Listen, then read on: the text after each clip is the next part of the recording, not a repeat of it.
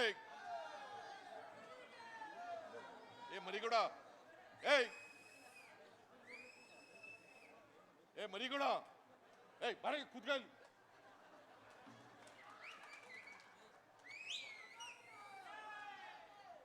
ಮಧ್ಯೆ ಎದ್ದೋಗೋದು ಅಭ್ಯಾಸ ಮಾಡ್ಕೊಬಂದು. ಕೂತ್ಕೊಳ್ರಿ, ಈ ಕಡೆ ಬರ್ರಿ, ಈ ಕಡೆ ಬರ್ರಿ, ನಿನ್ಗಲ್ಲ ಹೇಳೋದು, ಈ ಕಡೆ ಬಾ. ಕೂತ್ಕೊಳ್ಳಿ, ನೀನು ಪ್ಯಾಂಟು ಈ ಕಡೆ ಬಾ, ಇನ್ಸಲ್ಟ್ ಮಾಡ್ಕೊಂಡ್ರೆ ಅವ್ನು.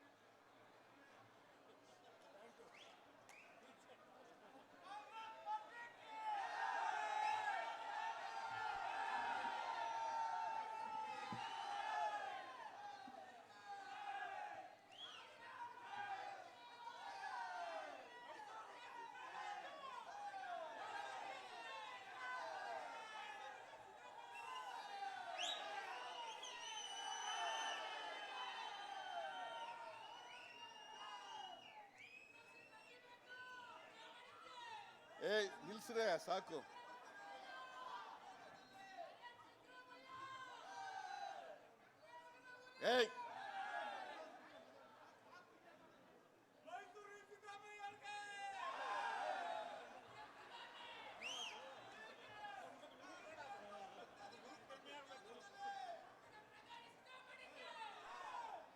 ಮಾತಾಡ್ಬೇಕಾ ಇಲ್ಲ ಕೂತ್ಕೋಬೇಕಾ? ನಾನು ಸುಮ್ಮನೆ ರೀ. ಈ ಸೇರ್ಪಡೆ ಕಾರ್ಯಕ್ರಮದಲ್ಲಿ ಭಾಗವಹಿಸಿರ್ತಕ್ಕಂಥ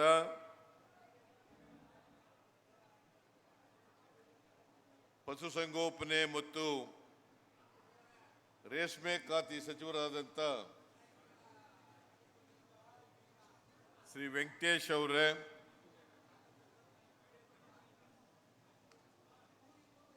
ಪ್ರದೇಶ ಕಾಂಗ್ರೆಸ್ ಸಮಿತಿಯ ನೂತನವಾಗಿ ಕಾರ್ಯಾಧ್ಯಕ್ಷರಾಗಿ ನೇಮಕ ಆಗಿರ್ತಕ್ಕಂಥ ಶ್ರೀ ತನ್ವೀರ್ ಶೇಟ್ ಅವರೇ,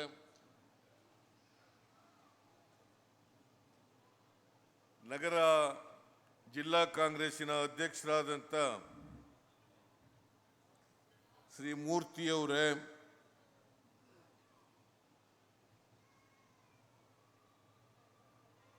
ಮೈಸೂರು ಗ್ರಾಮೀಣ ಜಿಲ್ಲಾ ಅಧ್ಯಕ್ಷರಾದಂಥ ಶ್ರೀಯುತ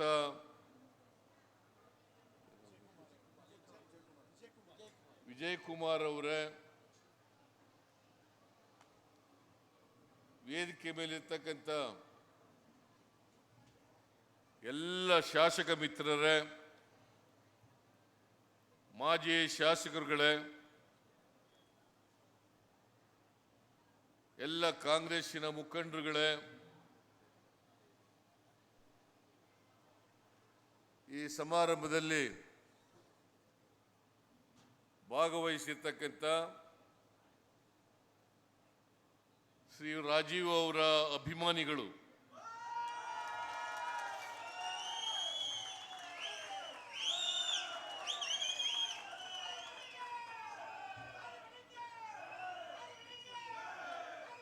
ಹಾಗೂ ಇತರ ಎಲ್ಲ ಸ್ನೇಹಿತರು,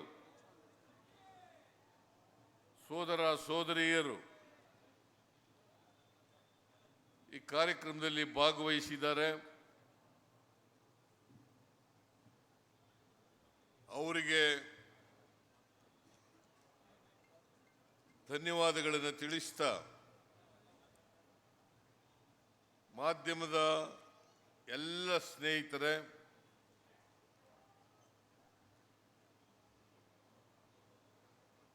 ಇತರ ಎಲ್ಲ ಬಂಧುಗಳೇ, ರಾಜೀವ್ ಅವರು, ಮಲ್ಲೇಶ್ ಅವರು,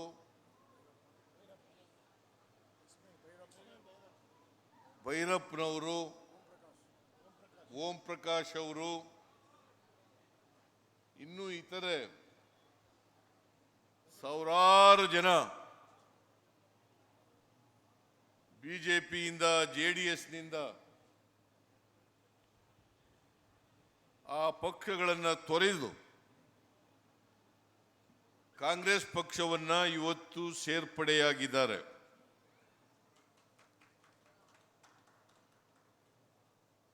ಅವರೆಲ್ಲರಿಗೂ ಕೂಡ ರಾಜೀವ್ ಅವರಿಗೆ, ಮಲ್ಲೇಶ್ ಅವರಿಗೆ, ಓಂ ಪ್ರಕಾಶ್ ಅವರಿಗೆ, ಭೈರಪ್ಪನವರಿಗೆ, ಅವರ ಇತರ ಎಲ್ಲ ಸ್ನೇಹಿತರಿಗೆ, ಅವರ ಅಭಿಮಾನಿಗಳಿಗೆ ಕಾಂಗ್ರೆಸ್ ಪಕ್ಷ ಹೃತ್ಪೂರ್ವಕವಾಗಿ ಅವರಿಗೆ ಸ್ವಾಗತವನ್ನು ಬಯಸಿ ಆತ್ಮೀಯವಾಗಿ ಬರಮಾಡ್ಕೊಳ್ತಾ ಇದೆ ಅಂತಕ್ಕಂಥ ಮಾತುಗಳನ್ನು ಹೇಳಲಿಕ್ಕೆ ಬಯಸ್ತಾ ಇದ್ದೇನೆ.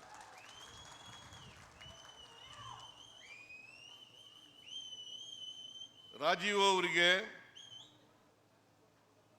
ವಿಧಾನಸಭಾ ಚುನಾವಣೆಗಿಂತ ಮುಂಚಿತವಾಗಿ ನಾನು ಆಹ್ವಾನ ಮಾಡಿದೆ. ಆಗ ರಾಜೀವ್ ಅವರು ಕಾಂಗ್ರೆಸ್ ಪಕ್ಷಕ್ಕೆ ಬರಲಿಕ್ಕೆ ಮನಸ್ಸು ಮಾಡಲಿಲ್ಲ. ನಾನು ಇಲ್ಲ ಸಾಹೇಬ್ರೆ, ಇಲ್ಲೇ ಇರ್ತೀನಿ,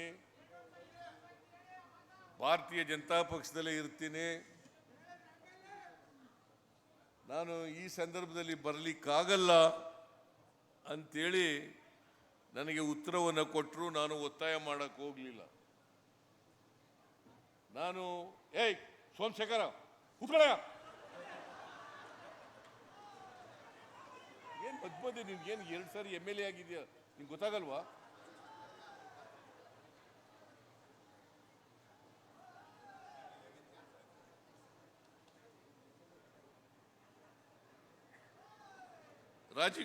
ರಾಜೀವ್ ಅವರಿಗೂ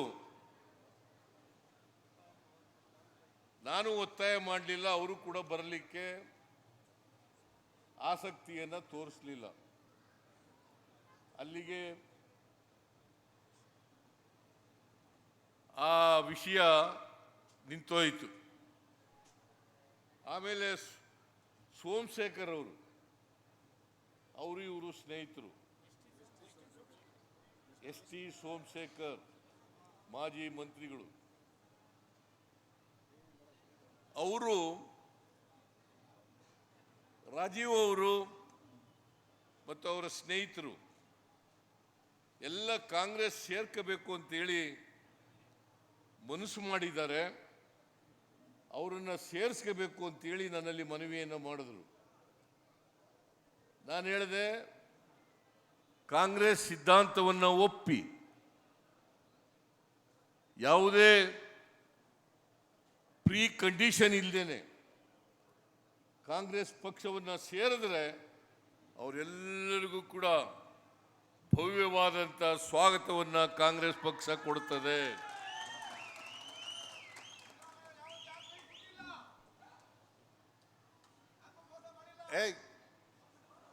ಯಾರ ಇವನು ಜಾಸ್ತಿ ಮಾತಾಡಿದ್ರೆ ಪೊಲೀಸ್ನವ್ರುಗಳಿಗೆ ಆಚೆ ಕಳಿಸ್ಬಿಡ್ತೀನಿ ನೋಡು.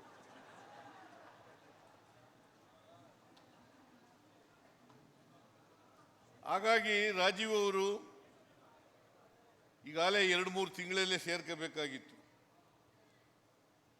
ನಾನೇ ಸಮಯ ಕೊಡ್ಲಿಕ್ಕೆ ಆಗಲಿಲ್ಲ. ನಾನು ಮೈಸೂರಿನಲ್ಲಿ ಒಂದು ಸಮಯ ಕೊಡ್ತೇನೆ,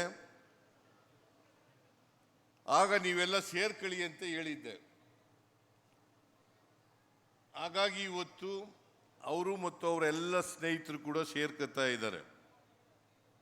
ಜೊತೆಗೆ ಮಲ್ಲೇಶ್ ಅವರು ನಾವು ಜೊತೆಲೇ ಇದ್ದವರು, ಒಮ್ಮೆ ಕಾರ್ಪೊರೇಟರ್ ಆಗಿದ್ದವರು, JDSನಲ್ಲಿ ಇದ್ದವರು, ಅವರು ಕೂಡ ಕೋಮುವಾದಿಗಳ ಜೊತೆ JDSನವರು ಸೇರ್ಕೊಂಡ ಮೇಲೆ JDS ಕೂಡ ಕೋಮುವಾದಿ ಪಕ್ಷ ಆಗ್ಬಿಟ್ಟಿದೆ, ಅದಕ್ಕೋಸ್ಕರ ಅಲ್ಲಿ ಇರೋದು ಬೇಡ ಅಂತೇಳಿ JDS ಅನ್ನ ತೊರೆದು ಇವತ್ತು ಕಾಂಗ್ರೆಸ್ ಪಕ್ಷವನ್ನು ಸೇರಿದ್ದಾರೆ. ಭೈರಪ್ಪನವರು ನಮ್ಮ ಜೊತೆಲಿ ಇದ್ದವರು, ಮೇಯರ್ ಆಗಿದ್ದವರು. ಆ ಭೈರಪ್ಪನವರು ಕೂಡ ನನ್ನ ಕ್ಷೇತ್ರದಲ್ಲೇ ಗೆದ್ದಿದ್ರು, ಚಾಮುಂಡೇಶ್ವರಿ ಕ್ಷೇತ್ರದಿಂದ ಗೆದ್ದಿದ್ರು. ಅವರು ಮೇಯರ್ ಆಗಿ ಒಳ್ಳೆ ಕೆಲಸ ಮಾಡಿದ್ರು. ಅವರು ಕೂಡ ಇವತ್ತು ಸೇರ್ಕೊತಾ ಇದ್ದಾರೆ. ಅವರನ್ನು ಕೂಡ ಆರ್ಥಿಕವಾಗಿ ಸ್ವಾಗತವನ್ನು ಬಯಸಲಿಕ್ಕೆ ಇಚ್ಛೆ ಪಡ್ತಾ ಇದ್ದೇನೆ. ಜೊತೆಗೆ ಓಂ ಪ್ರಕಾಶ್ ಮೃಗಾಲಯದ ಅಧ್ಯಕ್ಷರ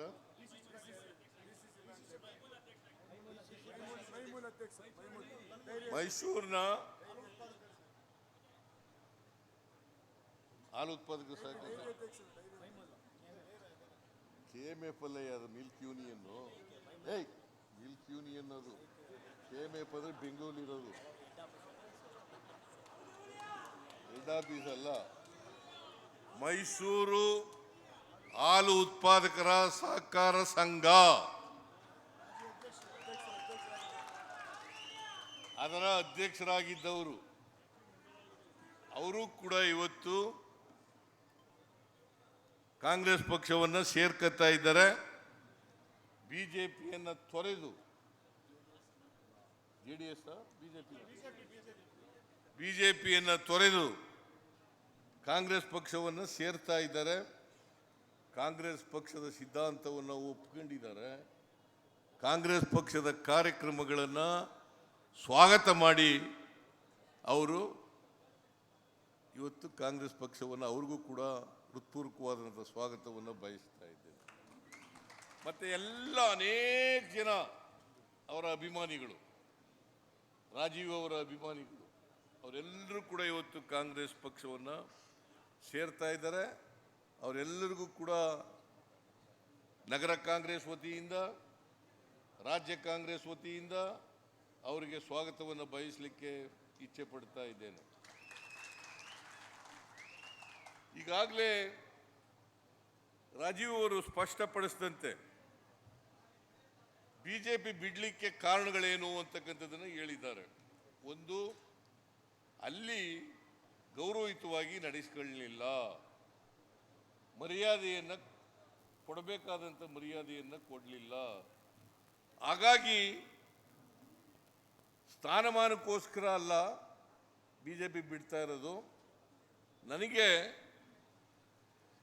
ಗೌರವ ಮತ್ತು ಸ್ವಾಭಿಮಾನಕ್ಕೆ ಧಕ್ಕೆ ಬಂದದ್ರಿಂದ ಆ ಪಕ್ಷವನ್ನು ಬಿಡ್ತಾ ಇದ್ದೇನೆ ಅಂತಕ್ಕಂಥದ್ದು ಒಂದು ಕಾರಣ. ಎರಡನೇ ಕಾರಣ, ಕಾಂಗ್ರೆಸ್ ಪಕ್ಷ ಬಡವರ ಪರವಾಗಿದೆ, ಬಡವರಿಗೋಸ್ಕರ ಕಾರ್ಯಕ್ರಮಗಳನ್ನು ಮಾಡ್ತಾ ಇದ್ದಾರೆ. ಅದಕ್ಕೋಸ್ಕರ ನಾನು ಕಾಂಗ್ರೆಸ್ ಪಕ್ಷವನ್ನು ಸೇರ್ತಾ ಇದ್ದೇನೆ. ಯಾಕಂತಂದರೆ ರಾಜೀವ್ ಅವರು ಸಹಕಾರ ಕ್ಷೇತ್ರದಲ್ಲಿ, ಸಾಮಾಜಿಕ ಕ್ಷೇತ್ರದಲ್ಲಿ, ರಾಜಕೀಯ ಕ್ಷೇತ್ರದಲ್ಲಿ ಕೆಲಸ ಮಾಡ್ತಾ ಇದ್ದವರು. ಸುಮಾರು 3 ದಶಕಗಳಿಂದ ಕೆಲಸ ಮಾಡ್ತಾ ಇದ್ದಾರೆ. ಸೊ ಹಾಗಾಗಿ ಅವರು ಜನಸೇವೆಯನ್ನು ಮಾಡಬೇಕು. ಕಾಂಗ್ರೆಸ್ ಪಕ್ಷ ಮಾತ್ರ ಈ ರಾಜ್ಯದಲ್ಲಿ, ಈ ರಾಷ್ಟ್ರದಲ್ಲಿ ಬಡವರ ಪರವಾಗಿ ಚಿಂತನೆ ಮಾಡ್ತಕ್ಕಂಥದ್ದು, ಬಡವರ ಪರವಾಗಿ ಕಾರ್ಯಕ್ರಮಗಳನ್ನು ರೂಪಿಸಿ ನುಡಿದಂತೆ ನಡೀತಕ್ಕಂಥ ಪಕ್ಷ ಕಾಂಗ್ರೆಸ್ ಪಕ್ಷ ಅಂತಕ್ಕಂಥದ್ದನ್ನು ತಮಗೆ ತಿಳಿಸಲಿಕ್ಕೆ ಬಯಸ್ತಾ ಇದ್ದೇನೆ. ಅದನ್ನು ರಾಜೀವ್ ಅವರೇ ಹೇಳಿದ್ದಾರೆ. ಹಾಗಾಗಿ ನನಗೆ ಸಂತೋಷ ಆಗ್ತಾ ಇದೆ. ರಾಜೀವ್ ಅವರು ನಮ್ಮ ಕಾರ್ಯಕ್ರಮಗಳನ್ನು ಒಪ್ಪಿಕೊಂಡು ಇವತ್ತು ನಮ್ಮ ಪಕ್ಷಕ್ಕೆ ಬರ್ತಾ ಇರೋದು ಬಹಳ ಒಳ್ಳೆ ಬೆಳವಣಿಗೆ ಅಂತಕ್ಕಂಥ ಮಾತುಗಳನ್ನು ಹೇಳಲಿಕ್ಕೆ ಬಯಸ್ತಾ ಇದ್ದೇನೆ. ಸೋಮಶೇಖರ್ ಎಲ್ಲ ಹೊಟ್ಟೋದ್ನ ಅಲ್ಲಿ ಅದಕ್ಕೆ ಅಲ್ಲಿ ಬಂದು ಕೂತ್ಕೊಂಡಿದ್ಯಾ? ಸೋಮಶೇಖರ್ ಈ ಕ್ಷೇತ್ರದಲ್ಲಿ 2 ಸಾರಿ MLA ಆಗಿದ್ದವರು. 2 ಸಾರಿ MLA ಆಗಿದ್ದವರು. ಅವರು MLA ಆಗಿದ್ದಾಗ ಬಡವರ ಪರವಾಗಿ, ಸಾಮಾನ್ಯ ಜನರ ಪರವಾಗಿ, ಜಾತ್ಯತೀತವಾಗಿ ಎಲ್ಲ ಜನರ ವಿಶ್ವಾಸವನ್ನು ಗಳಿಸ್ತಕ್ಕಂಥ ಪ್ರಯತ್ನವನ್ನು ಮಾಡಿದ್ದಾರೆ. ನಾನು ರಾಜೀವ್ ಅವರು ಸೇರ್ಕತೀವಿ ಅಂತ ಹೇಳಿದ ಮೇಲೆ, ಸೋಮಶೇಖರ್ ಹೇಳಿದ ಮೇಲೆ ನಾನು ಕೂಡಲೇ ಸೋಮಶೇಖರಿಗೆ ಕಾಂಟ್ಯಾಕ್ಟ್ ಮಾಡಿದೆ. ಏನಪ್ಪ ರಾಜೀವ್ ಅವರು ಸೇರ್ಕೊತಾ ಇದ್ದಾರೆ, ನಿನ್ನ ಅಭಿಪ್ರಾಯ ಏನು ಅಂತೇಳಿ ಕೇಳಿದೆ ನಾನು. ಅವ್ರು ಹೇಳಿದ್ರು ಅದಕ್ಕೆ ಸ್ವಾಗತ, ನಂದೇನು ವಿರೋಧ ಇಲ್ಲ ಅಂತಕ್ಕಂಥ ಮಾತುಗಳನ್ನ ಹೇಳಿದ್ರು. ಏನಪ್ಪ ವಿರೋಧ ಇದೆಯಾ ನಿಂದು?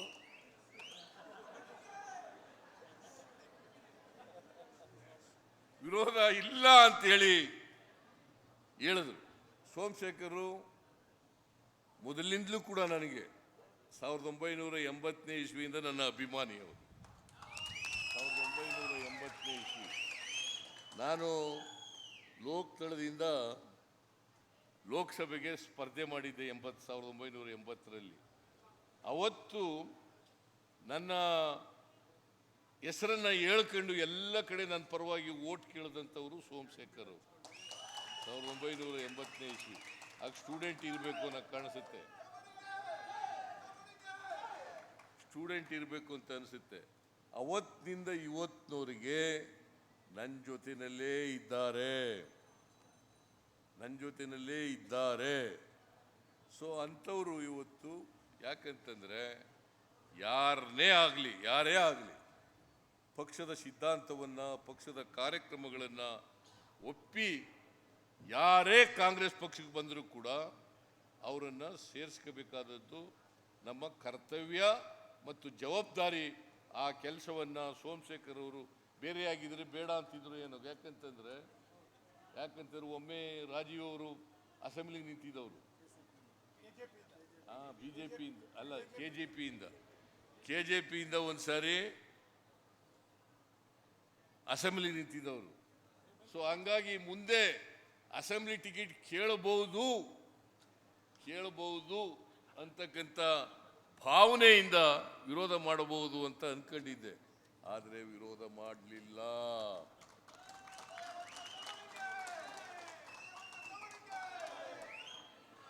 ಈಗ ರಾಜೀವ್ ಅವರು ಕೃಷ್ಣರಾಜ ವಿಧಾನಸಭಾ ಕ್ಷೇತ್ರದಲ್ಲಿ ಅವರು ಮತ್ತು ಮಲ್ಲೇಶ್, ಭೈರಪ್ಪ, ಓಂ ಪ್ರಕಾಶ್ ಮತ್ತು ಇತರ ಎಲ್ಲ ಸ್ನೇಹಿತರುಗಳು ನೂರಾರು ಜನ ಅವರು ಸೇರ್ಕೊಂಡಿರೋದ್ರಿಂದ ಕಾಂಗ್ರೆಸ್ ಪಕ್ಷಕ್ಕೆ ಅವರ ಬರುವಿಕೆಯಿಂದ ಶಕ್ತಿ ಬಂದಿದೆ ಅಂತಕ್ಕಂಥ ಮಾತುಗಳನ್ನು ಹೇಳಲಿಕ್ಕೆ ಕಾಂಗ್ರೆಸ್ ಪಕ್ಷಕ್ಕೆ ಶಕ್ತಿ ಬಂದಿದೆ. ಸೋಮಶೇಖರ್ ಅವರು ಕಡಿಮೆ ಅಂತರದಿಂದ ಸೋತ್ಬಿಟ್ರು. ಇಲ್ಲಿ ಈ ಸಾರಿ ಕಡಿಮೆ ಅಂತರದಿಂದ ಸೋತರು. ಗೆಲ್ತಾರೆ ಅಂತಕ್ಕಂಥ ವಿಶ್ವಾಸ ಇತ್ತು ನನಗೆ, ಆದರೆ ಕಡಿಮೆ ಅಂತರದಿಂದ ಸೋತರು. ಆದರೆ ಈ ಲೋಕಸಭಾ ಚುನಾವಣೆಯಲ್ಲಿ ರಾಜೀವ್ ಅವರು ಕೂಡ ನಮ್ಮಲ್ಲಿ ಬಂದಿರೋದ್ರಿಂದ, ಅವರೆಲ್ಲ ಸ್ನೇಹಿತರುಗಳು ಬಂದಿರೋದ್ರಿಂದ ನಾವು ಕೃಷ್ಣರಾಜ ಕ್ಷೇತ್ರದಲ್ಲಿ ಮುಂದೆ ಬರ್ತಕ್ಕಂಥ ಲೋಕಸಭಾ ಚುನಾವಣೆಯಲ್ಲಿ ಲಕ್ಷ್ಮಣ್ ನಮ್ಮ ಅಭ್ಯರ್ಥಿ ಇಲ್ಲೇ ಕೂತಿದ್ದಾರೆ, ಇನ್ನೂ ನಾಮಿನೇಷನ್ ಹಾಕಿಲ್ಲ. ಲಕ್ಷ್ಮಣ್,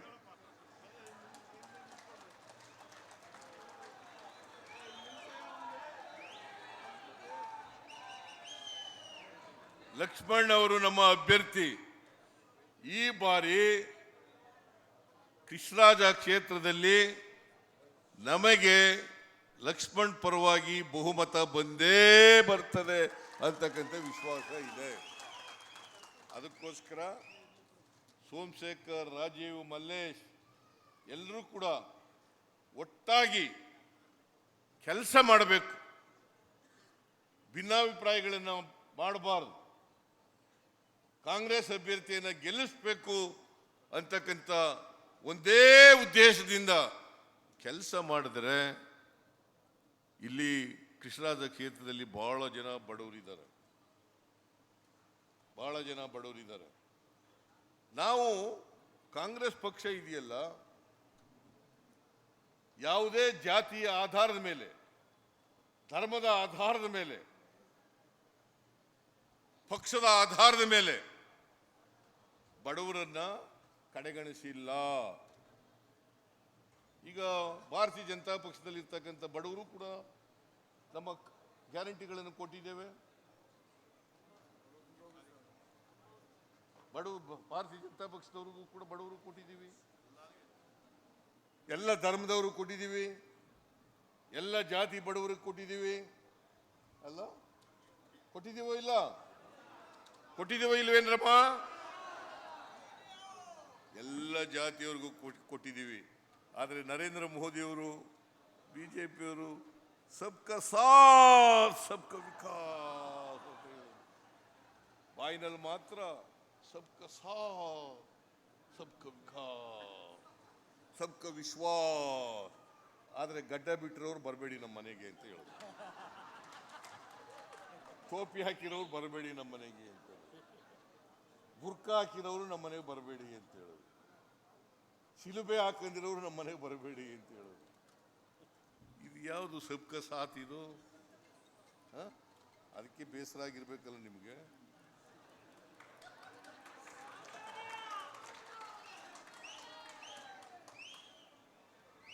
ಸಬ್ಕಾ ಸಾಥ್ ಸಬ್ಕಾ ವಿಕಾಸ್, ಎಲ್ಲಿದೆ ಸಬ್ಕಾ ಸಾಥ್? ನಾನು ಅದಕ್ಕೆ ಅನೇಕ ಸಾರಿ ಹೇಳಿದ್ದೀನಿ, ಈ ದೇಶದಲ್ಲಿ ಹೆಚ್ಚು ಸುಳ್ಳು ಹೇಳ್ತಕ್ಕಂಥ ಪ್ರಧಾನಮಂತ್ರಿ ಯಾರು ಬಂದಿದ್ರೆ ಅದು ಶ್ರೀಮಾನ್ ನರೇಂದ್ರ ಮೋದಿ. ಬರೀ ಸುಳ್ಳೆ, ಬರೀ ಸುಳ್ಳೆ. ಅದಕ್ಕೆ ಬಿಜೆಪಿಯವರು ಇದೆಯಲ್ಲ, ಅವ್ರ ಮನೆ ದೇವ್ರು ಏನ್ ಗೊತ್ತಾ? ಸುಳ್ಳೆ. ಅವ್ರ ಮನೆ ದೇವ್ರು ಸುಳ್ಳೆ, ಅವ್ರ ಮನೆ ದೇವರು. ಸುಳ್ಳು ಬಿಟ್ಟು ಏನು ಹೇಳಲ್ಲ. 15 ಲಕ್ಷ ಹೊರದೇಶದಿಂದ ತಗೊಬಂದು ಪ್ರತಿ ಕುಟುಂಬಕ್ಕೆ 15 ಲಕ್ಷ 15 ಲಕ್ಷ 15 ಲಕ್ಷ ಎಲ್ಲರ ಅಕೌಂಟ್ಗೆ ಹಾಕ್ಬಿಡ್ತೀವಿ ಅಂತಂದ್ರಲ್ಲ, ಬಂತ? 1 ರೂಪಾಯಿ ಬಂತ? ಬರಲಿಲ್ಲ. ಅಚ್ಚೇ ದಿನ ಹೇಗ ಅಂತಂದ್ರು, ಬಂತ? ಪೆಟ್ರೋಲ್ ಬೆಲೆ ಏನಾಯ್ತು? ಡೀಸೆಲ್ ಬೆಲೆ ಏನಾಯ್ತು? ಗ್ಯಾಸ್ ಬೆಲೆ ಏನಾಯ್ತು? ಗೊಬ್ಬರ ಬೆಲೆ ಏನಾಯ್ತು? ಡಾಲರ್ಸ್ ಬೆಲೆ ಏನಾಯ್ತು? ಡಾಲರ್ಸ್ ಬೆಲೆ ರೂಪಾಯಿ ಮೌಲ್ಯ ಹೆಚ್ಚು ಮಾಡ್ತೀನಿ, ಡಾಲರ್ಸ್ ಬೆಲೆ ಕಡಿಮೆ ಮಾಡ್ತೀನಿ ಅಂತ ಹೇಳಿದವರು ಇವತ್ತಿನವರಿಗೆ ಮಾಡ್ಲಿಕ್ಕಾಗ್ಲಿಲ್ಲ. ಮಾಡಿದ್ರ? ಮತ್ತೆ ಯಾವುದನ್ನ ರೈತರ ಆದಾಯ ದುಪ್ಪಟ್ಟು ಮಾಡಿಬಿಡ್ತೇನೆ, 5 ವರ್ಷದಲ್ಲಿ ದುಪ್ಪಟ್ಟು ಮಾಡ್ತೇನೆ. ಭಾರತದ ಆರ್ಥಿಕತೆಯನ್ನ 5 ಟ್ರಿಲಿಯನ್ ಡಾಲರ್ಗೆ ತಗೊಂಡು ಹೋಗ್ಬಿಡ್ತೀನಿ. ಆಯ್ತಾ?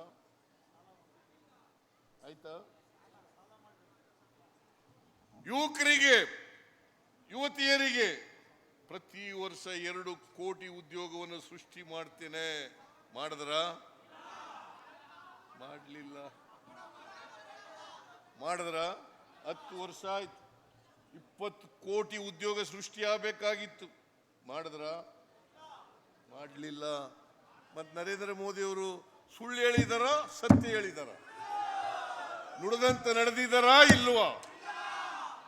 ಅವ್ರಿಗೆ ಓಟ್ ಹಾಕ್ಬೇಕಾ? ಬಿಜೆಪಿಗೆ ಓಟ್ ಹಾಕ್ಬೇಕಾ? ನಾನು ಇದನ್ನ ಚುನಾವಣೆಗೋಸ್ಕರವಾಗಿ ಹೇಳ್ತಾ ಇರ್ತಕ್ಕಂಥ ಮಾತುಗಳಲ್ಲ ಇವು. ಚುನಾವಣೆಗೋಸ್ಕರ ಸುಳ್ಳು ಆರೋಪಗಳನ್ನು ಬಿಜೆಪಿ ವಿರುದ್ಧ ಮಾಡ್ತಾ ಇಲ್ಲ. ಇವೆಲ್ಲವೂ ಕೂಡ ಸತ್ಯವಾದವು.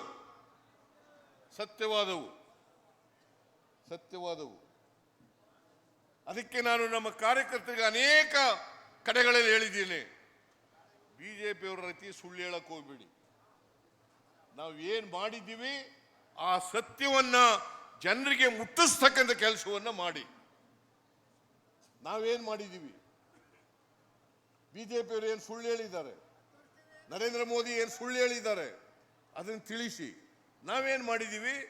ಆ ಮಾಡಿರ್ತಕ್ಕಂಥ ಸತ್ಯವನ್ನ ಜನರಿಗೆ ಹೇಳಿ. ಸುಳ್ಳು ಹೇಳಕ್ ಹೋಗಬೇಡಿ, ಸುಳ್ಳು ಹೇಳಬಾರದು. ಸಾರ್ವಜನಿಕವಾಗಿ ನಮ್ಮ ಸರ್ಕಾರ 2013ರಿಂದ 2018ರವರೆಗೆ ಇತ್ತು. ನಾವು 165 ಭರವಸೆಗಳನ್ನ ಕೊಟ್ಟಿದ್ದು. ನಾನೇ ಮುಖ್ಯಮಂತ್ರಿ ಆಗಿದ್ದೆ. ಆ 165 ಭರವಸೆಗಳಲ್ಲಿ 158 ಭರವಸೆಗಳನ್ನು ಈಡೇರಿಸ್ತು. 158 ಭರವಸೆಗಳನ್ನು ಈಡೇರಿಸ್ತು. ಅನ್ನಭಾಗ್ಯ, ಕ್ಷೀರಭಾಗ್ಯ, ಕೃಷಿ ಭಾಗ್ಯ, ಪಶು ಭಾಗ್ಯ, ಶಾದಿ ಭಾಗ್ಯ, ಶೂ ಭಾಗ್ಯ, ಇಂದಿರಾ ಕ್ಯಾಂಟೀನ್, ಸಾಲ ಮನ್ನಾ ಮಾಡದದ್ದು, ಮೈತ್ರಿ, ಮನಸ್ವಿನಿ ಎಲ್ಲ ಕಾರ್ಯಕ್ರಮಗಳನ್ನು ಕೂಡ ಜಾರಿ ಮಾಡಿದ. 5 ವರ್ಷದಲ್ಲಿ ಜಾರಿ ಮಾಡಿದ. ಇವತ್ತು ಹೆಮ್ಮೆಯಿಂದ ಹೇಳ್ತೇನೆ, ನುಡಿದಂತೆ ನಡೆದಿದ್ದೇವೆ, ಕೊಟ್ಟ ವಚನಗಳನ್ನು ಈಡೇರಿಸಿದ್ದೇವೆ.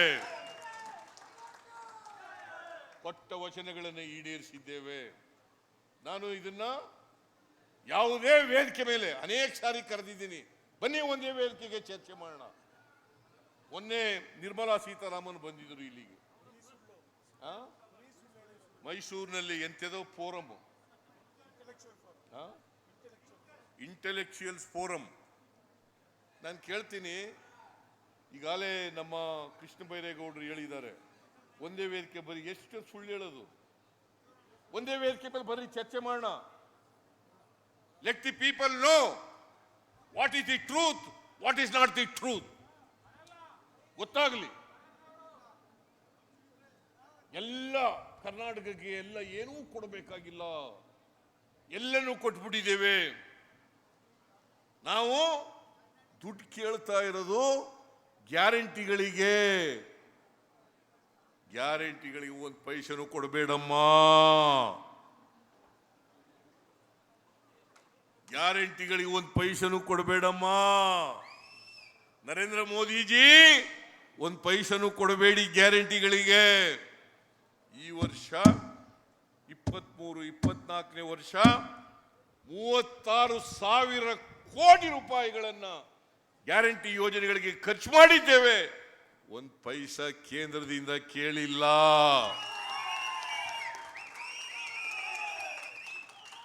ಮುಂದಿನ ವರ್ಷಕ್ಕೆ ಗ್ಯಾರಂಟಿ ಯೋಜನೆಗಳಿಗೆ 52,009 ಕೋಟಿ ರೂಪಾಯಿಗಳನ್ನ ಬಜೆಟ್ನಲ್ಲಿ ತೆಗೆದಿಟ್ಟಿದ್ದೇವೆ. 52,009 ಕೋಟಿ. 52,009 ಕೋಟಿ ಸುಳ್ಳು ಹೇಳೋದು ಬಿಜೆಪಿಯವರು. ಹೆಂಗೆ ಅಂತಂದ್ರೆ, ಆ ನರೇಂದ್ರ ಮೋದಿಯವರು ಕಾಗೆ ಬೆಳಗಿದೆ ಅಂದ್ರೆ ಬೆಳಗಿದೆ ಅನ್ನೋದು, ನಾಯಿಗೆ ಬಾಲನೇ ಇಲ್ಲ ಅಂದ್ರೆ ಬಾಲ ಇಲ್ಲ ಅಂತ ಅನ್ನೋದು. ಇಲ್ಲಿ ಬಿಜೆಪಿಯವರು ನರೇಂದ್ರ ಮೋದಿಯವರು ಏನ್ ಹೇಳ್ತಾರೆ ಅದಕ್ಕೆ ತಮಟೆ ಹೊಡೆಯೋದು. ನಾನು ಕೇಳ್ತೀನಿ ನಿರ್ಮಲಾ ಸೀತಾರಾಮನ್ ಅವರಿಗೆ, ಮಿಸಸ್ ನಿರ್ಮಲಾ ಸೀತಾರಾಮನ್, ನಿಮ್ಮ ಬಜೆಟ್ನಲ್ಲಿ ಏನು ಹೇಳಿದ್ರಿ? 2023-24 ಬಜೆಟ್ನಲ್ಲಿ ಏನು ಹೇಳಿದ್ರಿ? ಅವರು ಬಜೆಟ್ನಲ್ಲಿ ಹೇಳಿದ್ರು, ಅಪ್ಪರ್ ಭದ್ರಾ ಪ್ರಾಜೆಕ್ಟ್ಗೆ 5,300 ಕೋಟಿ ಕೊಡ್ತೀವಿ ಅಂತ ಹೇಳಿದ್ರು. Is it not a fact or not? ನಾನು ಇವತ್ತು ಬಜೆಟ್ ಪುಸ್ತಕ ತಗೊಬಂದಿಲ್ಲ. ನಿರ್ಮಲಾ ಸೀತಾರಾಮನ್ ಅವರು ಕೇಂದ್ರದ ಬಜೆಟ್ನಲ್ಲಿ ಏನು ಘೋಷಣೆ ಮಾಡಿದ್ದಾರೆ, 5,300 ಕೋಟಿ ರೂಪಾಯಿಯನ್ನ ಅಪ್ಪರ್ ಭದ್ರಾ ಪ್ರಾಜೆಕ್ಟ್ಗೆ ಕೊಡ್ತೀವಿ ಅಂತ ಹೇಳಿದ್ರು. ಈ ವರ್ಷ 23-24 ಮುಗೀತಾ ಬಂತು, ಮಾರ್ಚ್. ಇನ್ನೆಷ್ಟು ದಿನ ಇದೆಯಪ್ಪ? ಇವತ್ತೆಷ್ಟು? ಈ ವರ್ಷ ಒಂದೇ 1 ಪೈಸೆ ಬಂದಿಲ್ಲ. ನಿರ್ಮಲಾ ಸೀತಾರಾಮನ್ ಅವರೇ, ಇದು ಸುಳ್ಳ ನಿಜವ? ನೀವೇನಾದ್ರು ದೇವ್ರ ಮೇಲೆ ನಂಬಿಕೆ ಇದ್ರೆ ದೇವ್ರ ಮೇಲೆ ಪ್ರಮಾಣ ಮಾಡಿ ಹೇಳಿ ನೋಡೋಣ. ನಾನು ದೇವ್ರ ಮೇಲೆ ಪ್ರಮಾಣ ಮಾಡೋದನ್ನ ಮಾಡಲ್ಲ ನಾನು ಯಾವಾಗಲೂ ಕೂಡ. ಆದರೂ ಸತ್ಯ ಹೇಳ್ತಾ ಇದ್ದೀನಿ, ನಿರ್ಮಲಾ ಸೀತಾರಾಮನ್ ಅವರ ಬಜೆಟ್ ಓದಿದಾರಲ್ಲ, ಅದನ್ನು ಬೇಕಾದ್ರೆ ನಿಮ್ಮ ಮುಂದೆ ಅದನ್ನ ಪ್ರದರ್ಶನ ಮಾಡ್ತೇನೆ. ನಾನು 5,300 ಕೋಟಿ ಕೊಡ್ತೀವಿ ಅಂದ್ಬಿಟ್ಟು 1 ರೂಪಾಯಿ ಕೊಡ್ಲಿಲ್ಲ. ಮಿಸಸ್ ನಿರ್ಮಲಾ ಸೀತಾರಾಮನ್ 5 ತಿಂಗಳಾಯ್ತು, 18,171 ಕೋಟಿ ಬರಗಾಲಕ್ಕೆ ದುಡ್ಡು ಕೇಳಿ ಮೆಮೊರಾಂಡಮ್ 3 ಮೆಮೊರಾಂಡಮ್ಗಳನ್ನು ಕೊಟ್ಟು 5 ತಿಂಗಳಾಯ್ತು. 5 ತಿಂಗಳಾಯ್ತು. ನಿನ್ನ ನಿರ್ಮಲಾ ಸೀತಾರಾಮನ್ ಅವರು ಭೇಟಿ ಮಾಡಾಯ್ತು, ಕೃಷ್ಣ ಬೈರೇಗೌಡರು. ನಾನು ಪ್ರಧಾನಮಂತ್ರಿಗಳನ್ನು ಭೇಟಿ ಮಾಡಿದೆ. ಡಿಸೆಂಬರ್ 19, 20ನೇ ತಾರೀಕು ಅಮಿತ್ ಶಾ ಅವರನ್ನು ಭೇಟಿ ಮಾಡಿದೆ. ಭೇಟಿ ಮಾಡಿ ನಾವು 3 ಮೆಮೊರಾಂಡಮ್ ಕೊಟ್ಟಿದ್ದೀವಿ. 240 ತಾಲೂಕುಗಳಲ್ಲಿ 223 ತಾಲೂಕುಗಳು ಬರಗಾಲದಿಂದ ಇದಾವೆ. NDRF ನಿಂದ ಪರಿಹಾರ ಕೊಡಿ. ನಮ್ಮ ರೈತರು ಕಷ್ಟದಲ್ಲಿದ್ದಾರೆ, ಕಣ್ಣೀರಲ್ಲಿ ಕೈ ತೊಳಿತಾ ಇದ್ದಾರೆ. ಇನ್ಪುಟ್ ಸಬ್ಸಿಡಿ ಕೊಡಬೇಕು ಅವರಿಗೆ. ಇವತ್ತಿನವರಿಗೆ ₹1 ಬಿಡುಗಡೆ ಮಾಡಲಿಲ್ಲ. I am not joking, I am not lying. ತೋರಿಸ್ಲಿ ಬೇಕಾದ್ರೆ ಇಷ್ಟು ದುಡ್ಡುಗಳು ಬಿಡುಗಡೆ ಮಾಡಿದೀವಿ ಅಂತ ಹೇಳಿ ನೋಡಿ. 18,171 ಕೋಟಿ, ಅದರಲ್ಲಿ ₹1 ಬಿಡುಗಡೆ ಮಾಡಿದ್ಯಾ ತಾಯಿ? ₹1 ಬಿಡುಗಡೆ ಮಾಡಿದ್ಯಾ? ಯಾಕೆ ಸುಳ್ಳು ಹೇಳ್ತೀರಿ ನೀವು? ಯಾಕೆ ಸುಳ್ಳು ಹೇಳ್ತೀರಿ? ಕರ್ನಾಟಕದ ಜನರನ್ನ ನೀವು ಅತ್ಯಂತ ಅಲಕ್ಷ್ಯದಿಂದ ನೋಡ್ತಾ ಇದ್ದೀರಿ. ಕರ್ನಾಟಕಕ್ಕೆ ಮಲತಾಯಿ ಧೋರಣೆಯನ್ನು ತೋರ್ತಾ ಇದ್ದೀರಿ. ನಿರ್ಮಲಾ ಸೀತಾರಾಮನ್ ಅವರೇ, 15ನೇ ಹಣಕಾಸಿನ ಆಯೋಗದಲ್ಲಿ ನಮಗೆ 15ನೇ ಹಣಕಾಸಿನ ಆಯೋಗದ ಅಧ್ಯಕ್ಷರು ಅನ್ಯಾಯ ಆಗಿದೆ ಕರ್ನಾಟಕಕ್ಕೆ ಅಂತೇಳಿ 5,495 ಕೋಟಿ ಶಿಫಾರಸು ಮಾಡಿದ್ರು. 5,495 ಕೋಟಿ. ₹1 ಕೊಟ್ರ? ಕೊಡ್ಲಿಲ್ಲ, ಇವತ್ತಿನವರೆಗೂ ಕೊಡ್ಲಿಲ್ಲ. ಅದಲ್ಲದೇನೆ ಬೆಂಗಳೂರಿನ ಕೆರೆಗಳ ಅಭಿವೃದ್ಧಿಗೆ 3,000 ಕೋಟಿ, ಪೆರಿಫೆರಲ್ ರಿಂಗ್ ರೋಡ್ಗೆ 3,000 ಕೋಟಿ, ಒಟ್ಟು 11,495 ಕೋಟಿ. ₹1 ಕೊಡ್ಲಿಲ್ಲ ತಾಯಿ. ಯಾಕ್ರಿ ಸುಳ್ಳು ಹೇಳಿದ್ದೀರಿ? ಯಾಕಮ್ಮ ಸುಳ್ಳು ಹೇಳಿದ್ರಿ? ಕರ್ನಾಟಕ ರಾಜ್ಯಕ್ಕೆ ಅನ್ಯಾಯ ಅಲ್ವಾ? ಅವರ ತಾಳಕ್ಕೆ ತಕ್ಕಂತೆ ಕುಣಿತಾ ಇದ್ದಾರಲ್ಲ ಬಿಜೆಪಿಯವರು. ಇಲ್ಲಿ ಬಿಜೆಪಿಯವರು ಕುಣಿತಾ ಇದ್ದಾರಲ್ಲ. ಇವರು 7 ಕೋಟಿ ಕನ್ನಡಿಗರಿಗೆ ಮಾಡ್ತಕ್ಕಂಥ ದ್ರೋಹ ಅಲ್ವಾ? ದ್ರೋಹನ ಅಲ್ಲ, ದ್ರೋಹ.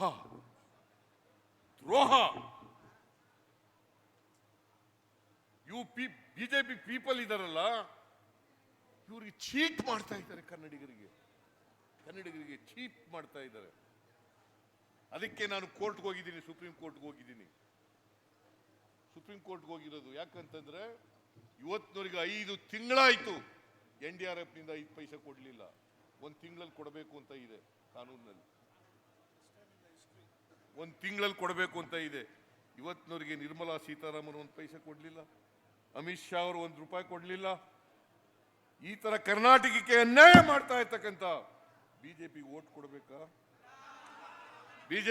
ಕೊಡಬೇಕಾ? ಕೊಡಬಾರದು. MP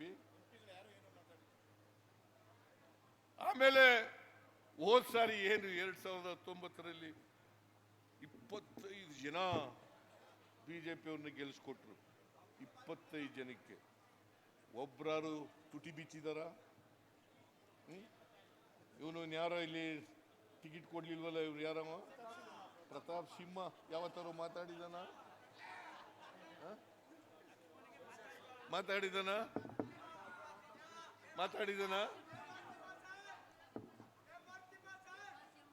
ಪ್ರತಾಪ ಸಿಂಹ ಬರೀ ಪ್ರಲಾಪ. ಪ್ರತಾಪ್ ಸಿಂಹ ಅಲ್ಲ, ಪ್ರಲಾಪ. ಸತ್ಯ ಇಲ್ಲ. ನಾವು ಮಾಡದಂತ ಕೆಲಸಗಳನ್ನೆಲ್ಲ ನಾನು ಮಾಡಿದೆ. ಬೆಂಗಳೂರಿನಲ್ಲಿ ಜಯದೇವ ಹಾಸ್ಪಿಟಲ್ ತಂದವರು ಯಾರು? ಏನಪ್ಪ?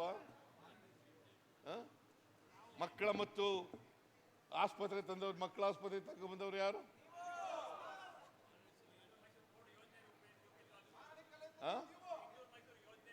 ಮೈಸೂರು ಬೆಂಗಳೂರು ಕಾರಿಡಾರ್ ಮಾಡಿದವರು ಯಾರು?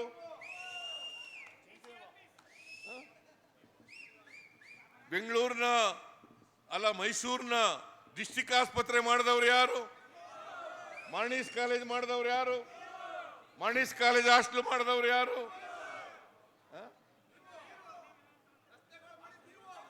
ಡಿಸಿ ಆಫೀಸ್ ಕಟ್ಟಿದವರು ಯಾರು? ನೀ ಏನ್ ಮಾಡಿದ್ಯಪ್ಪ? ಏನ್ ಮಾಡಿದ್ದೀರಿ? ಬಿಜೆಪಿಯವರು ಏನ್ ಮಾಡಿದ್ದಾರೆ? ಏನು ಮಾಡಿಲ್ಲ. ಮಲ್ಲೇಶ, ನೀನು ಜೆಡಿಎಸ್ ನಲ್ಲಿ ಇದ್ದೆ. ಜೆಡಿಎಸ್ ಜನತಾದಳ ಜಾತ್ಯತೀತ, ಜನತಾದಳ ಜಾತ್ಯತೀತ. ಇವತ್ತು ಜಾತ್ಯತೀತವಾಗಿ ಉಳಿದಿದ್ಯಾ? ಇದೇ ದೇವೇಗೌಡರು ಹೇಳಿದ್ರು, ನರೇಂದ್ರ ಮೋದಿ ಅವರು ದೇಶದ ಪ್ರಧಾನಮಂತ್ರಿ ಆದರೆ, ಕಳೆದ ಲೋಕಸಭಾ ಚುನಾವಣೆಯಲ್ಲಿ ಹೇಳಿರೋದು, ಪ್ರಧಾನಮಂತ್ರಿ ಆದರೆ ಈ ದೇಶನೇ ಬಿಟ್ಟು ಹೊಟ್ಟೋಗ್ತೀನಿ. ಹೋದ್ರೇನಪ್ಪ? ದೇಶನೇ ಬಿಟ್ಟು ಹೊಟ್ಟೋಗ್ಬಿಡ್ತೀನಿ. ನಾನೇನಾದರೂ ಮುಂದಿನ ಜನ್ಮದಲ್ಲಿ ಹುಟ್ಟದಾದ್ರೆ ಮುಸಲ್ಮಾನ್ ಆಗಿ ಹುಟ್ಟುತ್ತೀನಿ ಅಂತ ಹೇಳಿದ್ರು. ಆದ್ರ ಇನ್ನು ಮುಂದಿನ ಜನ್ಮ ಬಂದಿಲ್ಲ ನಂಗೆ ಕಾಣಿಸುತ್ತೆ ಅವರಿಗೆ. ಪಾಪ ಮುಸಲ್ಮಾನ್ ಆಗಿ ಹುಟ್ಟುತ್ತೀನಿ ರೇ ದೇವೇಗೌಡ್ರೆ. ಅನುಕೂಲ ಸಿಂಧು ರಾಜಕಾರಣ ಎಲ್ಲಿವರೆಗೆ ನಡೀತದ್ರಿ? ಈಗ ಹೇಳ್ತಾರೆ ಮೇಕೆದಾಟುವನ್ನ NDA ಇಂದ ಮಾಡಿಸ್ಬಿಡ್ತೀನಿ. ಇವತ್ತಿನವ್ರಿಗೆ ಯಾಕೆ ಮಾಡಿಸ್ಲಿಲ್ಲ? ಬಿಜೆಪಿನೇ ಇತ್ತಲ್ಲಪ್ಪ, ಯಾಕೆ ಮಾಡಿಸ್ಲಿಲ್ಲ? ಮಿಸ್ಟರ್ ದೇವೇಗೌಡ್ರೆ ಯಾಕೆ ಮಾಡಿಸ್ಲಿಲ್ಲ? ಅದಕ್ಕೆ ಮಲ್ಲೇಶ ಬಿಟ್ಟು ಬಂದ್ಬಿಟ್ಟಿರೋದು. ಈಗ ಅದಕ್ಕೆ ಬಿಟ್ಟು ಬಂದಿರೋದು, ಅದಕ್ಕೆ ರಾಜೀವ ಬಿಟ್ಟು ಬಂದಿರೋದು ಅಲ್ವಾ? ನೀವು ಹೇಳಿ, ಹೆಣ್ಮಕ್ಳು ಇಲ್ಲಿ ಕೂತಿದ್ದೀರಿ, ನಿಮ್ನೆಲ್ಲ ಬಸ್ನಲ್ಲಿ ಫ್ರೀಯಾಗಿ ಕರ್ಕೊಂಡು ಹೋಯ್ತಾ ಇಲ್ವಾ? ಕೈ ಎತ್ತಿ ನೋಡೋಣ. ಎಲ್ಲರಿಗೂ ಫ್ರೀ, ನನ್ನ ಹೆಂಡತಿಗೂ ಫ್ರೀ, ರಾಜೀವ್ನ ಹೆಂಡತಿಗೂ ಫ್ರೀ, ಮಲ್ಲೇಶ್ ಹೆಂಡತಿಗೂ ಫ್ರೀ, ಎಲ್ಲರಿಗೂ ಫ್ರೀ. ಮದುವೆ ಆಗಿಲ್ವ? ಅವ್ರ ತಾಯಿ, ಅವ್ರ ಸಿಸ್ಟರ್ಸು ಎಲ್ಲರಿಗೂ ಫ್ರೀ. ಎಲ್ಲರಿಗೂ ಫ್ರೀ. ಬಿಜೆಪಿಯವ್ರಿಗೂ ಫ್ರೀ. ಯಾರು ಶ್ರೀವತ್ಸ ಇದಾರಲ್ಲ MLA, ಇಲ್ಲಿ MLA, ಅವ್ರ ಹೆಂಡತಿಗೂ ಫ್ರೀ, ಎಲ್ಲರಿಗೂ ಫ್ರೀ. ಕರ್ನಾಟಕದ 7 ಕೋಟಿ ಮಹಿಳೆಯರಲ್ಲಿ 3.5 ಕೋಟಿ ಮಹಿಳೆಯರಿಗೆ, ವಿದ್ಯಾರ್ಥಿಗಳಿಗೆ ಫ್ರೀಯಾಗಿ ಬಸ್ ಪ್ರಯಾಣ ಮಾಡಬಹುದು. ಆ ದುಡ್ಡೆಲ್ಲ ನಿಮ್ಗೆ ಉಳಿತಾಯ ಆಗುತ್ತಾ ಇಲ್ಲ? ಆ ದುಡ್ಡೇ ಉಳಿತಾಯ ಆಗಿ ಬೇರೆ ಬಾಬುಗಳಿಗೆಲ್ಲ ಖರ್ಚು ಮಾಡಬಹುದಲ್ವಾ? ಬಿಜೆಪಿಯವರು ಯಾವೆಲ್ಲರೂ ಮಾಡಿದ್ರ? ನರೇಂದ್ರ ಮೋದಿ ಅವರು ಮಾಡಿದ್ರ? ಮಾಡಿರ್ಲಿಲ್ಲ. ಮಹಿಳೆಯರು, ಮನೆ ಯಜಮಾನಿಗೆ 1,17,00,000 ಮಹಿಳೆಯರಿಗೆ, 1,17,00,000 ಮಹಿಳೆಯರ ಯಜಮಾನಿಯರಿಗೆ ತಿಂಗಳಿಗೆ 2,000 ರೂಪಾಯಿ, ತಿಂಗಳಿಗೆ 2,000 ರೂಪಾಯಿ. 1,20,00,000 ಕುಟುಂಬಗಳಿಗೆ ಇವತ್ತು ನಮ್ಮ ಎಲ್ಲ ಗ್ಯಾರಂಟಿ ಯೋಜನೆಗಳು ಕೂಡ ಸಿಗ್ತಾ ಇದ್ದಾವೆ. ಅನ್ನಭಾಗ್ಯ ಮಾಡಿದವರು ಯಾರು? 7 kg ಅಕ್ಕಿ ಕೊಡ್ತಿದ್ದೆ. ಬಿಜೆಪಿಯವ್ರ ಕಾಲದಲ್ಲಿ 7 kg ಅಕ್ಕಿ ಕೊಟ್ರ? 5 kg ಇಳಿಸ್ಬಿಟ್ರು. 7 kg ಇಂದ 5 kg ಇಳಿಸಿದ್ರು. ನಾನು ಅದಕ್ಕೆ ಹೇಳಿದ್ದೆ, ನಾವು ಅಧಿಕಾರಕ್ಕೆ ಬಂದ್ರೆ 5 kg ಜೊತೆಗೆ ಇನ್ನ 5 kg ಕೊಡ್ತೀವಿ ಅಂತ ಹೇಳಿದ್ರು. ಯಾಕಂತಂದ್ರೆ ಬಡವರು ಕೂಡ 2 ಹೊತ್ತು ಊಟ, 3 ಹೊತ್ತು ಊಟ ಹೊಟ್ಟೆ ತುಂಬ ಮಾಡಬೇಕು. ಯಾರು ಹಸಿದು ಮಲಗಬಾರ್ದು. ಕರ್ನಾಟಕ ಹಸಿವು ಮುಕ್ತ ರಾಜ್ಯ ಆಗಬೇಕು. ಯಾರು ಹಸುವಿನಿಂದ ಇರಬಾರದು, ನರಳಬಾರದು.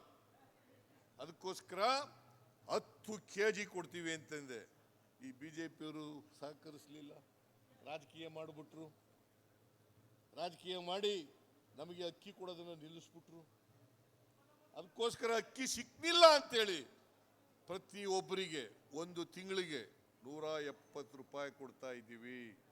ಒಂದು ಮನೆಯಲ್ಲಿ 5 ಜನ ಇದ್ರೆ ಒಂದು ಕುಟುಂಬದಲ್ಲಿ ಎಷ್ಟು 850 ರೂಪಾಯಿ 850 ರೂಪಾಯಿ ಒಂದು ತಿಂಗಳಿಗೆ ಕೊಡ್ತಾ ಇದ್ದೀವಿ, ಒಂದು ತಿಂಗಳಿಗೆ. ಆಮೇಲೆ 200 ಯೂನಿಟ್ ವರೆಗೆ ಫ್ರೀ, 200 ಯೂನಿಟ್ ವರೆಗೆ ಫ್ರೀ ಕರೆಂಟ್. ಯಾರು ಬಿಲ್ ಕೊಟ್ಟಾಗಿಲ್ಲ. ನೀವು ಯಾರು ಬಿಲ್ ಕಟ್ತಾ ಇದ್ದೀರಾ? ಯಾರು ಬಿಲ್ ಕಟ್ತಾ ಇದ್ದೀರಾ? ಇಲ್ಲ, ಬಿಲ್ ಕಟ್ಟಾಗಿಲ್ಲ. ಆ ದುಡ್ಡು ಉಳಿತಾಯ, ಆ ದುಡ್ಡು ಉಳಿತಾಯ. ಆಮೇಲೆ ಯುವ ನಿಧಿ, ನಾವು ಎಲ್ಲ ಯುವಕ ಯುವತಿಯರಿಗೆ 2 ವರ್ಷಗಳ ಕಾಲ ಭತ್ಯೆ ಕೊಡ್ತೀವಿ. ಪದವೀಧರ ನಿರುದ್ಯೋಗಿಗಳಿಗೆ, ನಿರುದ್ಯೋಗಿ ಡಿಪ್ಲೊಮಾ ಹೋಲ್ಡರ್ಸ್ಗೆ 1,500 ರೂಪಾಯಿ ಕೊಡ್ತೀವಿ 2 ವರ್ಷದಲ್ಲಿ. ಜೊತೆಗೆ ಸ್ಕಿಲ್ ಡೆವಲಪ್ಮೆಂಟ್ ಟ್ರೈನಿಂಗ್ ಕೂಡ ಕೊಡ್ತೀವಿ. ಯಾಕಂದರೆ ಕೆಲಸ ಸಿಗಬೇಕು ಅವ್ರಿಗೆ ಅಂತೇಳಿ ಸ್ಕಿಲ್ ಡೆವಲಪ್ಮೆಂಟ್ ಟ್ರೈನಿಂಗ್ ಕೂಡ ಕೊಡ್ತೀವಿ. ಅದಕ್ಕೆ ರಾಜೀವ್ ಬಂದಿರೋದು ನಮಗೆ. ಇವೆಲ್ಲ ಮಾಡ್ತಾ ಇದ್ದಾರೆ ಇವರು. ನಾವು ಇವ್ರ ಜೊತೆ ಕೈ ಜೋಡಿಸೋಣ, ಬಡವರು ಕೆಲಸ ಮಾಡೋಣ ಅಂತೇಳಿ ರಾಜೀವ್ ಅವರು ಭಾರತೀಯ ಜನತಾ ಪಕ್ಷವನ್ನು, ಸುಳ್ಳಿನ ಪಕ್ಷವನ್ನು ಬಿಟ್ಟು ಇವತ್ತು ನಮ್ಮ ಪಕ್ಷ ಸೇರಿ. ಗೊತ್ತಾಯ್ತು ಮಲ್ಲೇಶ್? ನಾನು ಇದನ್ನ ಯಾವುದನ್ನು ಕೂಡ ಉತ್ಪ್ರೇಕ್ಷೆಯಿಂದ ಮಾತಾಡಿಲ್ಲ, ಉತ್ಪ್ರೇಕ್ಷೆಯಿಂದ ಮಾತಾಡಿಲ್ಲ. ಬೇಕಾದ್ರೆ ಯಾರು ವೆರಿಫೈ ಮಾಡಬಹುದು. Anybody can verify.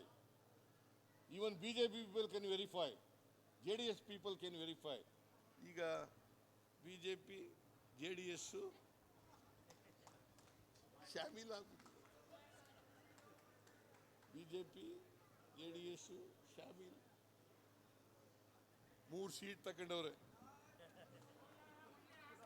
ದೇವೇಗೌಡ ಅವರ ಅಳಿನ ಮಂಜುನಾಥನ್ನ ಮೊದಲೇ ಕಳಿಸ್ಬಿಟ್ಟ.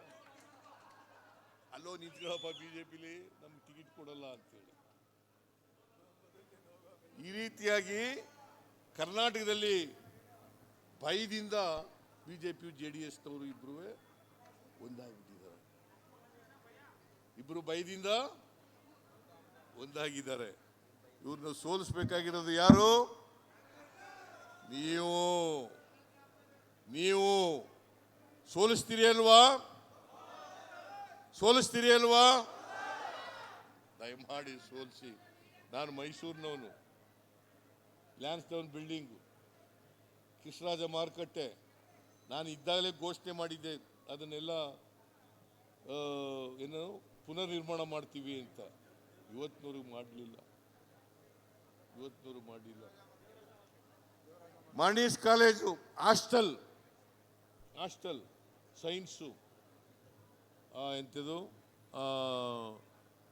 ಕಾಮರ್ಸ್ ಮತ್ತು ಆರ್ಟ್ಸ್, ಆ ಕಾಲೇಜಿನ ಹಾಸ್ಟೆಲ್ ಮಾಡ್ಕೊಡಕ್ಕೆ ಹೋಗಲಿಲ್ಲ. ನಾನು ಈ ವರ್ಷ ಘೋಷಣೆ ಮಾಡಿದ್ದೀನಿ, ಮಾಂಡೀಸ್ ಕಾಲೇಜ್ನಲ್ಲಿರ್ತಕ್ಕಂಥ ಕಾಮರ್ಸ್ ಮತ್ತು ಆರ್ಟ್ಸ್ನಲ್ಲಿ ಓದ್ತಕ್ಕಂಥ ಎಲ್ಲ ವಿದ್ಯಾರ್ಥಿನಿಗೂ ಹೊಸ. ಆಮೇಲೆ ಸೈನ್ಸ್ ಕಾಲೇಜು ಬಿದ್ದೋಯ್ತಾ ಇತ್ತು, ಅಲ್ಲಿ ಪಾಠ ಮಾಡ್ತಾ ಇಲ್ಲ. ನಾನು ಹೋಗಿ ನೋಡ್ಕೊಬಂದೆ. ಕೂಡಲೇ ಅದನ್ನು ದುರಸ್ತಿ ಮಾಡ್ತೀವಿ ಅಂತೇಳಿ ಬಜೆಟ್ನಲ್ಲಿ ಘೋಷಣೆ ಮಾಡಿದ್ದೀನಿ. ನಾನು ಈ ವರ್ಷ ಘೋಷಣೆ ಮಾಡಿದ್ದೀನಿ. ಏನು ಮಾಡಿದ್ರು ಇವರು ಬಿಜೆಪಿಯವರು? ಮೈಸೂರು ನಗರಕ್ಕೆ ಏನು ಮಾಡಿದ್ದಾರೆ? ಕೃಷ್ಣರಾಜ ಕ್ಷೇತ್ರಕ್ಕೆ ಏನು ಮಾಡಿದ್ದಾರೆ? ಚಾಮರಾಜ ಕ್ಷೇತ್ರಕ್ಕೆ ಏನು ಮಾಡಿದ್ದಾರೆ? ನರಸಿಂಹರಾಜ ಕ್ಷೇತ್ರಕ್ಕೆ ಏನು ಮಾಡಿದ್ದಾರೆ? ಚಾಮುಂಡೇಶ್ವರಿ ಕ್ಷೇತ್ರಕ್ಕೆ ಏನು ಮಾಡಿದ್ದಾರೆ? ನಾನು ಏನು ಮಾಡಿದ್ದೆ ಅಷ್ಟೇನೆ.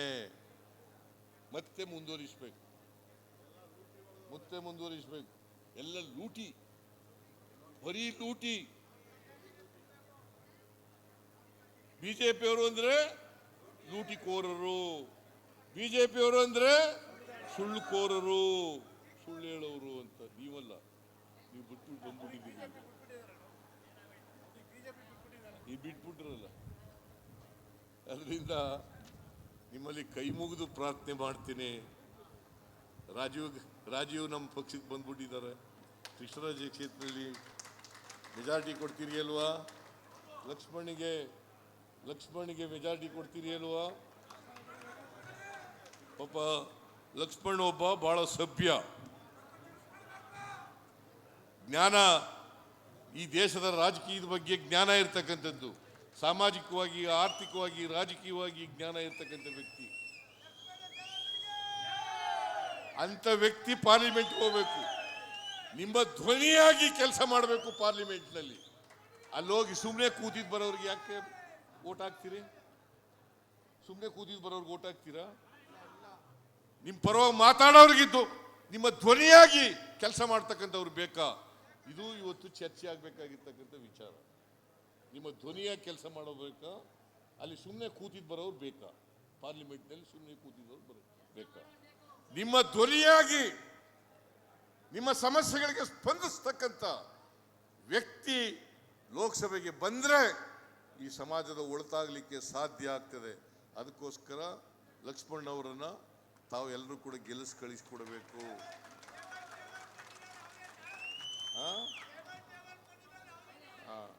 ಅದರಿಂದ ನಾನು ಹೆಚ್ಚು ಮಾತನಾಡ್ಲಿಕ್ಕೆ ಹೋಗಲ್ಲ. ಆಮೇಲೆ ನಾನು ಈ ರಾಜ್ಯದ ಮುಖ್ಯಮಂತ್ರಿ ಅಲ್ವಾ? ಈಗ 9-10 ತಿಂಗಳಾಯ್ತು ನಾವು ಬಂದು 5 ಗ್ಯಾರಂಟಿಗಳನ್ನ ಈಡೇರಿಸಿದ್ದೇವೆ. ಲಕ್ಷ್ಮಣ್ ಗೆದ್ರೆ ನಾನೇ ಗೆದ್ದಾಗಿ, ಲಕ್ಷ್ಮಣ್ ಗೆದ್ರೆ ಸಿದ್ದರಾಮಯ್ಯನೇ ಗೆದ್ದಾಗಿ. ಅದಕ್ಕೋಸ್ಕರ ಲಕ್ಷ್ಮಣ್ ಅವರಿಗೆ ಹಸ್ತದ ಗುರುತಿಗೆ ನೀವೆಲ್ಲ ಓಟ್ ಹಾಕಬೇಕು ಅಂತೇಳಿ ನಿಮ್ಮಲ್ಲಿ ಮನವಿ ಮಾಡಿ ಮತ್ತೊಮ್ಮೆ ರಾಜೀವ್ ಮತ್ತು ಅವರೆಲ್ಲ ಸ್ನೇಹಿತರುಗಳನ್ನ ಪಕ್ಷಕ್ಕೆ ಬರಮಾಡ್ಕೊಂಡು ನಿಮಗೆಲ್ಲ ನಮಸ್ಕಾರ ಮಾಡಿ ನಾನು ಮಾತು ಮುಗಿಸ್ತೇನೆ. ಜೈ ಹಿಂದ್, ಜೈ ಕರ್ನಾಟಕ. ರಾಷ್ಟ್ರಗೀತೆ ಇದೆ. ಸಭೆಯಲ್ಲಿ ಉದ್ದೇಶಿಸಿ ಮಾತನಾಡಿದಂಥ ಸನ್ಮಾನ್ಯ ಮುಖ್ಯಮಂತ್ರಿ ಸಿದ್ದರಾಮಯ್ಯ ಸಾಹೇಬರಿಗೆ ಧನ್ಯವಾದಗಳು. ಈಗ ಕೊನೆಯದಾಗಿ ರಾಷ್ಟ್ರಗೀತೆ